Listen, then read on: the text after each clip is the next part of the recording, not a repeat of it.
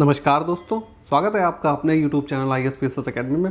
और ज्योग्राफी में आज हम लोग जो है शुष्क प्रदेश यानी मरुस्थल से स्टार्ट करेंगे। इससे पहले का जो पार्ट था वो हम लोगों ने पिछले वीडियो में कवर कर लिया था।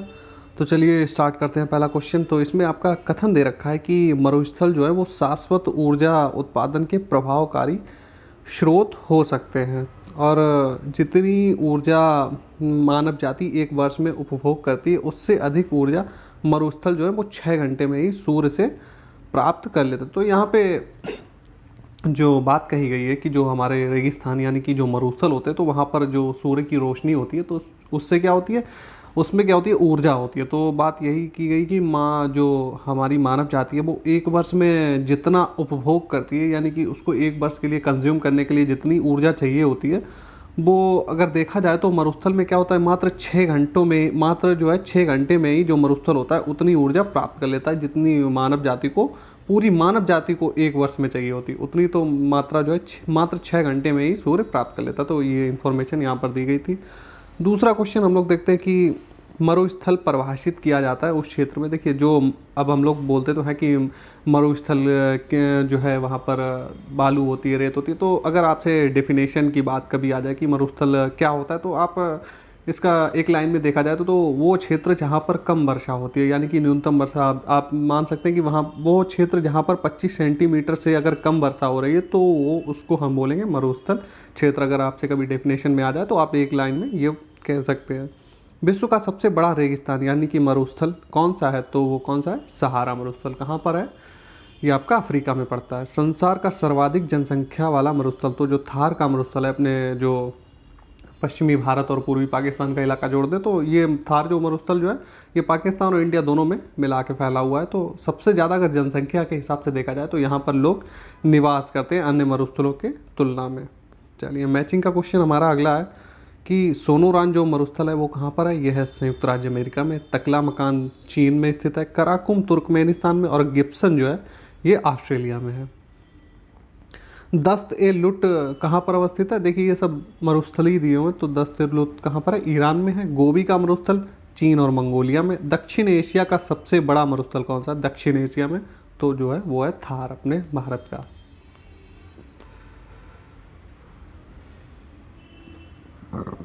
अटाकामा मरुस्थल अवस्थित है कहाँ पर, उत्तरी चिली में। और चिली कहाँ पर अवस्थित है, दक्षिण अमेरिका में।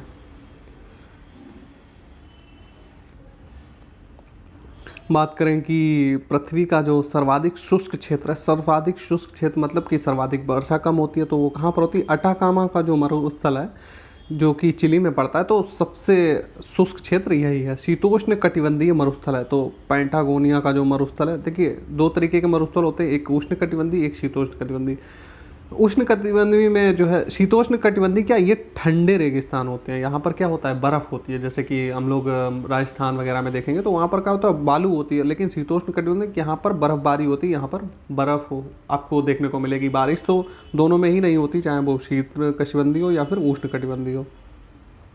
कथन दिया हुआ है कि विश्व में उष्ण कटिबंधीय मरुस्थल जो है महाद्वीपों के पश्चिमी सीमांतों में व्यापारिक पवन की पट्टी में पाए जाते हैं। तो जितने भी आपको मरुस्थल मिलेंगे, चाहे वो किसी देश या किसी भी महाद्वीप हो, तो आपको पश्चिम जो दिशा होती है वहाँ पर आपको मिलेंगे। क्यों मिलेंगे, क्योंकि जो व्यापारिक पट्टी होती है, व्यापारिक पवन की ये पट्टी में पाया जाता है। तो व्यापारिक पवनों की दिशा के जो है अनुरूप ये जो है महाद्वीपों के पश्चिमी भाग में आपको मिलते हैं। कालाहारी मरुस्थल अवस्थित है तो कहाँ पर, तो कालाहारी मरुस्थल जो है मेनली, अगर आपसे क्वेश्चन में अगर वन लाइनर में वो एमसीक्यूज में कभी कभी क्या होता है कि ये बोत्सवाना ही दिया होता, तो आप मेन जो है इसको ही फोकस करेंगे। और किस किस में फैला हुआ अगर आ जाता है, 2-3 कंट्री में पूछ ले किस किस में फैला है, तो नामीबिया और दक्षिण अफ्रीका में इसका जो है विस्तार है। दक्षिणी गोलार्ध में स्थित मरुस्थल, तो जो दक्षिणी गोलार्ध है हमारा उसमें कौन कौन से उसमें जो है मरुस्थल आते हैं, तो गिब्सन हो गया, ग्रेट विक्टोरिया हो गया, ये दोनों कहाँ पर हैं, ये ऑस्ट्रेलिया में। और पैंटागोनिया कहाँ पर है, ये आपका पड़ेगा अर्जेंटीना में, साउथ अमेरिका में। और कालाहारी कहाँ पर है, ये तो हम लोग अभी देख चुके हैं, बोत्सवाना यानी कि अफ्रीका में। अफ्रीकी और यूरेशियाई मरुस्थल क्षेत्र के निर्माण का मुख्य कारण हो सकता है, तो कहा गया है कि जो अफ्रीकी और यूरेशियाई मरुस्थल क्षेत्र के निर्माण का मुख्य कारण क्या है, तो यह उपोष्ण उच्च दाब कोशिकाओं यानी कि हाई प्रेशर जो शेल होती है उसमें अवस्थित होने के कारण जो है इसका निर्माण हुआ है। Pothole, sinkhole, blowhole एवं प्लाया में से वह स्थलाकृति जो काष्ठ प्रदेश में पाई जाती है। तो काष्ठ प्रदेश में क्या पाई जाती है? सिंक होल पाए जाते हैं। काष्ठ प्रदेश क्या होते हैं, किसी को मालूम है तो कमेंट करिए। काष्ठ प्रदेश आप वो मान सकते हैं जो धरातल के अंदर की संरचना होती है। आप जो चूना, जिन चट्टानों में चूना पाया जाता है और जब जल पहुंच जाता है रिसकर, तो वहाँ पर जो चूने का जो मेल्टिंग हो जाती है तो वहाँ पर ये पाई जाती है। बड़े शिकारों की भूमि के नाम से किसको जाना जाता है? तो जो उष्णकटिबंधीय जो सवाना का प्रदेश है उसको बोला जाता है बड़े शिकारों की भूमि। ग्रेट विक्टोरियन मरुस्थल कहाँ पर है? ये ऑस्ट्रेलिया में है। चलिए अब हम लोग घास के मैदान पे आ जाते हैं। जो घास के मैदान है तो मैचिंग का क्वेश्चन देखते हैं कि प्रेयरीज घास का मैदान कहाँ पर स्थित है? उत्तरी अमेरिका में। पंपास और लानूस दक्षिणी अमेरिका में। स्टेपीज यूरोप में पाया जाता है और वेल्ड दक्षिण अफ्रीका में पाया जाता है। सवाना केन्या में और पंपास अर्जेंटीना में। लानूस वेनेजुएला में। प्रेयरीज कहाँ? संयुक्त राज्य अमेरिका में। सवाना का सर्वाधिक विस्तार कहाँ पर है? तो ये अफ्रीका महाद्वीप में है। दक्षिण अमेरिका का चौड़ा वृक्ष रहित घास का मैदान क्या बोला जाता है? तो पंपास कहाँ पर स्थित है? दक्षिण अमेरिका में। दक्षिणी अमेरिका में मध्य अक्षांशीय घास के मैदान वो देख चुके हैं, पंपास। यहाँ पर कथन दिया हुआ है कि अर्जेंटीना में खेती के लिए पंपास का मुख्य क्षेत्र है। तो पंपास का मैदान जो है वो अर्जेंटीना में पड़ता है। तो ये यहाँ से आप ये भी जो है क्वेश्चन निकाल सकते हैं। और ये किसके लिए? खेती के लिए बहुत ही ज़्यादा उपयुक्त है, क्योंकि पंपास की उपजाऊ मिट्टी तथा शीतोष्ण जलवायु, तो आप देखेंगे तो वहाँ पर मिट्टी कैसी उपजाऊ है और जलवायु अगर देखा जाए तो शीतोष्ण यानी कि ठंडी जलवायु है। तो इसी तरह ठंडी जलवायु की वजह से ही वहाँ पर क्या है, अगर आप पेंटागोनिया का मरुस्थल देखेंगे तो शीतोष्ण जलवायु की वजह से ही वो एक ठंडा मरुस्थल भी है। तो शीतोष्ण जलवायु फसल तथा घास उगाने के लिए जो है बहुत उपयोगी है। तो आगे बढ़ते हैं। इसीलिए यहाँ पे क्या है कि दोनों ही चीज़ें यहाँ पे राइट दे रही हैं और व्याख्या भी सही हो रही है। मैचिंग का क्वेश्चन देखते हैं कि सवाना क्या है? ये उष्णकटिबंधीय घास का मैदान है। स्टेपीज क्या है? शीतोष्ण कटिबंधीय। देखिए उष्णकटिबंधीय यानी कि गर्मी वाला, और स्टेपीज क्या है? शीतोष्ण यानी कि ठंडा प्रदेश है। सलवास जो है उष्णकटिबंधीय यानी कि गर्म क्षेत्र है, और टैगा क्या है? शीतोष्ण कटिबंधीय। तो ये जो है ठंडा प्रदेश है। अधिजीवी वनस्पति कहाँ पर पाई जाती है? भूमध्य रेखा पर। बबूल जो है कहाँ पर? ये सहारा जो है वहाँ पर पाया जाता है। और बेओबाब ये भी सवाना में। और देवदार के जो वृक्ष हैं ये भूमध्य सागरी में पाए जाते हैं। माक्ची ये भूमध्य सागर के जो तटीय क्षेत्र, जो भूमध्य सागर है उसका जो तटीय क्षेत्र है वहाँ पर माक्ची वनस्पति पाई जाती है। फिम्वस ये दक्षिण अफ्रीका में पाई जाती है। चैप्रल जो है कैलिफोर्निया में। और मेटोरल कहाँ पर? चिली में ये जो है पाई जाती है। यूरेशिया में पाए जाते हैं क्या? स्टेपीज जो शीतोष्ण घास के मैदान है ये कहाँ पर पाए जाते हैं? यूरेशिया में। यूरेशिया वही आप पश्चिमी रसिया का क्षेत्र जो है उसको यूरेशिया कहा जाता है। पराग्वे अर्जेंटीना, बोलीविया एवं उरुग्वे में से किस देश में पंपास के घास के मैदान स्थित हैं? तो अर्जेंटीना और उरुग्वे जो दक्षिण अमेरिकी कंट्री है तो यहाँ पर जो है पंपास घास के मैदान स्थित हैं। किस प्राकृतिक प्रदेश को बड़े शिकारों की भूमि के नाम से जाना जाता है? तो उष्णकटिबंधीय जो सवाना प्रदेश है इसको बड़े शिकारों की भूमि के नाम से जाना जाता है। विश्व के देश एवं उनकी सीमाएं जो हैं चलिए हम लोग देख लेते हैं। तो जनसंख्या के आधार पर संसार का सबसे बड़ा देश कौन है? तो वो चीन है। सेकंड नंबर पर भारत है। ब्राज़ील, कनाडा, चीन, संयुक्त राज्य अमेरिका में से क्षेत्रफल के आधार पर सही अवरोही क्रम अगर आपको लगाना हो तो सबसे बड़ा कौन सा है क्षेत्रफल में? सबसे बड़ा है कनाडा, सेकंड पे आता है आपका अमेरिका, और थर्ड पे आता है चीन, चौथे नंबर पे आता है ब्राज़ील। और नेक्स्ट देखते हैं कि दिए गए देशों का क्षेत्रफल की दृष्टि से आरोही क्रम। तो आरोही क्रम लगाना है। सबसे छोटा कौन सा है? अर्जेंटीना। और उससे बड़ा कौन सा है? भारत। उसके बाद में ऑस्ट्रेलिया का नंबर, उसके बाद में आता है ब्राज़ील का नंबर। दक्षिण एशिया के देशों में क्षेत्रफल की दृष्टि से सबसे छोटा कौन सा? दक्षिण एशिया में कौन सबसे छोटा है? मालदीव। भारत, कनाडा, ऑस्ट्रेलिया एवं ब्राज़ील में से वह देश जिसकी समुद्र तटरेखा सबसे लंबी है। तो जो कनाडा है इसकी तटरेखा सबसे लंबी है। विश्व में नंबर 1 पर है कनाडा। तो आगे देखते हैं कि भारत के साथ सबसे लंबी स्थलीय सीमा कौन बनाता है देश? तो वो बनाता है बांग्लादेश। बांग्लादेश जो है वो भारत के साथ सबसे लंबी सीमा बनाता है स्थलीय। नीचे के मानचित्र में कुछ देश दिए गए हैं जो पूर्ववर्ती सोवियत संघ के भाग थे और उसके साथ जलपिंड के रेखांकन को दिखाया गया। तो जो यहाँ पर मैप दे रखा है। ये जो पूर्व सोवियत संघ था, अभी तो विघटन के बाद में जो स्थिति है वो स्थिति यहाँ पर दर्शाई गई है। तो इसमें जो कंट्री टूट टूट के बनी है, तो चलिए उनको हम लोग देखते थे कि 1, 2, 3, 4 और 5 अंकित देश हैं, तो क्रमशः कौन कौन सा है। तो जो पहला नंबर दिया है ये किसका स्थान है, ये कजाकिस्तान पड़ता है। सेकेंड नंबर यहाँ पर जो दिया गया है ये किसका है, तुर्कमेनिस्तान। थर्ड नंबर क्या है, उज्बेकिस्तान। फोर्थ नंबर आपका पड़ता है किर्गिस्तान या किर्गिजिया इसको बोला जाता है। 5वें नंबर पे आता है ताजिकिस्तान। इस तरीके से आप कंट्री की लोकेशन देख सकते हैं।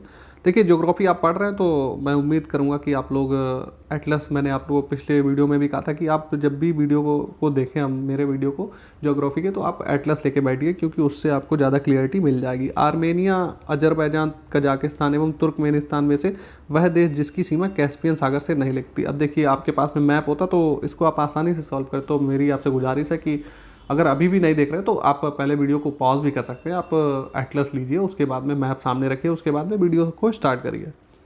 तो जो आर्मेनिया है इसकी सीमा नहीं लगती है, बाकी कंट्री की लगती है।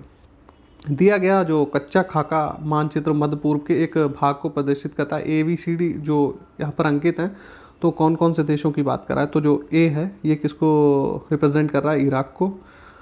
B आपका जो है सीरिया को, और C जो है सऊदी अरब, और D जो है जॉर्डन को रिप्रेजेंट कर रहा है। तो अब देखिए मैप होता है आपके पास में, तो वहाँ पर लोकेशन आपको बेहतर तरीके से दिखाई देती है। जो इज़राइल है, इज़राइल कंट्री, इसके साथ में सीमाएं कौन कौन साझा करता है। तो लेबनान हो गया, सीरिया हो गया, जॉर्डन एवं मिस्र जो है इससे सटे हुए देश हैं। चीन के साथ सीमावर्ती देश, चीन बहुत ही काफ़ी क्षेत्रफल की दृष्टि से काफ़ी बड़ा है, तो इसमें देश भी ज़्यादा हैं। तो आप मंगोलिया, रूस, कजाकिस्तान, किर्गिस्तान और जो Tajikistan, Afghanistan, Bharat, Nepal, Bhutan, Myanmar, Laos, Vietnam और उत्तरी कोरिया के साथ में ये जो है सीमा साझा करता है। नीचे जो मानचित्र दिया हुआ है इसमें क्या है कि जो 1, 2, 3, 4 देश दिए गए हैं, आपको देशों की लोकेशन जो है आपको सेट करनी थी। तो जो पहला नंबर है यहाँ पे कौन सा कंट्री है, ये अफ्रीका का जो मानचित्र, तो इसमें पहला लीबिया कहाँ पर है, ऊपर उत्तर में। सेकेंड नंबर पे कौन सा देश है, यह है सोमालिया, यह है पूरब में।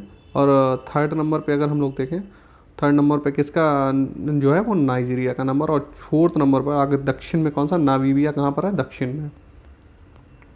चलिए हॉर्न ऑफ अफ्रीका की बात कर लेते हैं। तो जो देखिए यहाँ पे आप इसको देखेंगे, हॉर्न ऑफ अफ्रीका, अफ्रीका का जो ये जो सिरा है इसको बोलते हैं हॉर्न ऑफ अफ्रीका। तो इसमें जो कंट्री इसके साथ में लगे हुए हैं जिसको मिला के बनता है हॉर्न ऑफ अफ्रीका, तो इसमें कौन कौन से शामिल है, सोमालिया हो गया आपका, इथोपिया, इरिट्रिया और जिबूती मिलकर हॉर्न ऑफ अफ्रीका का निर्माण करते हैं। वह देश जिसकी सीमा एड्रियाटिक सागर से लगती है। तो एड्रियाटिक जो सागर है उससे कौन कौन से देशों की सीमा लगती है, आपके Italy, Albania, Bosnia Herzegovina, Croatia, Slovenia, Montenegro, इन देशों की सीमाएं लगती हैं यहाँ पर एड्रियाटिक सागर से। बाल्कन देश कौन कौन से हैं, तो इसमें जो है अल्बानिया आपका, Bosnia Herzegovina, Bulgaria, Greece, Croatia, Serbia, Slovenia, Romania आदि जो देश हैं इनको बाल्कन कंट्री बोला जाता है। पनामा, सिएरा लियोन, होंडुरास एवं ग्वाटेमाला में से कौन सा देश मध्य अमेरिका में स्थित नहीं है। तो सिएरा लियोन जो आपका है ये मध्य अमेरिका में नहीं स्थित है, क्योंकि ये जो है पश्चिम अफ्रीका का कंट्री है। पोलैंड, यूक्रेन, बेलारूस, लटविया में से लिथुआनिया का सीमावर्ती देश नहीं है। तो जो पोलैंड है इसकी सीमा किससे, लिथुआनिया से नहीं लगती है, बाकी की सीमा लगती है। इन्फॉर्मेशन यहाँ पे देगी कि जो ग्रेट ब्रिटेन में इंग्लैंड, वेल्स और स्कॉटलैंड शामिल है। ग्रेट ब्रिटेन जो अगर हम लोग बोलते हैं तो उसमें कौन कौन से देश, उसमें इंग्लैंड और वेल्स और स्कॉटलैंड को मिला दें तो बनता है ग्रेट ब्रिटेन। और इंग्लैंड यूनाइटेड किंगडम के क्षेत्रफल के कुल 60% से कम पर फैला हुआ है। तो इनमें अगर क्षेत्रफल के हिसाब से अगर देखा जाए तो इंग्लैंड जो है क्षेत्रफल सबसे ज़्यादा इंग्लैंड का ही है, और ये जो है 60% से कम क्षेत्रफल पर फैला हुआ है। इंडोनेशिया, मेलानेशिया, माइक्रोनेशिया एवं ऑस्ट्रेलिया में से किसे ओशिनिया के नाम से अभिहित देशों के भौगोलिक समूह के में जो है सम्मिलित नहीं किया जा सकता। तो जो इंडोनेशिया है इसको इसमें सम्मिलित नहीं किया जा सकता है। स्कैंडिनेवियन जो देश होते हैं इसमें कौन कौन से देश आते हैं देख लेते हैं कि इसमें नॉर्वे आएगा आपका, स्वीडन, उत्तरी फिनलैंड हो गया भौगोलिक आधार पर, और स्वीडन हो गया, नॉर्वे, डेनमार्क, ये ऐतिहासिक संस्कृति एवं भाषा के आधार पर शामिल किए जाते हैं। ताजिकिस्तान, तुर्कमेनिस्तान, उज्बेकिस्तान एवं रूस में से एक की सीमा अफगानिस्तान से नहीं लगती। तो रूस की सीमा जो है अफगानिस्तान से डायरेक्ट नहीं लगती है, बाकी की आपकी ताजिकिस्तान, तुर्कमेनिस्तान, उज्बेकिस्तान की सीमा लगती है अफगानिस्तान से। भारत चीन के अतिरिक्त म्यांमार की सीमा से जो सीमावर्ती देश हैं वो कौन से हैं? तो ये आपके हो गए थाईलैंड, लाओस और बांग्लादेश जो है भारत और चीन के अतिरिक्त म्यांमार के सीमावर्ती देश हैं। तो म्यांमार की सीमा किस किस से लगती है? Thailand, Laos, Bangladesh. भारत और चीन से भी लगती है। तो आगे बढ़ते हैं हम लोग। भूमध्य सागर के साथ में जो है सीमा बनाने वाले देश, जो भूमध्य सागर है उसके जो सीमा बनाते हैं, तो काफ़ी देश हैं, इनको याद करना तो आसान नहीं है, लेकिन आप मैप में बार बार देखेंगे तो वहाँ पर आपको चीज़ें आ जाएंगी। क्वेश्चन भी इतना ज़्यादा टफ पूछता नहीं है, लेकिन कभी कभार जो है आपको कंट्री याद भी होनी चाहिए।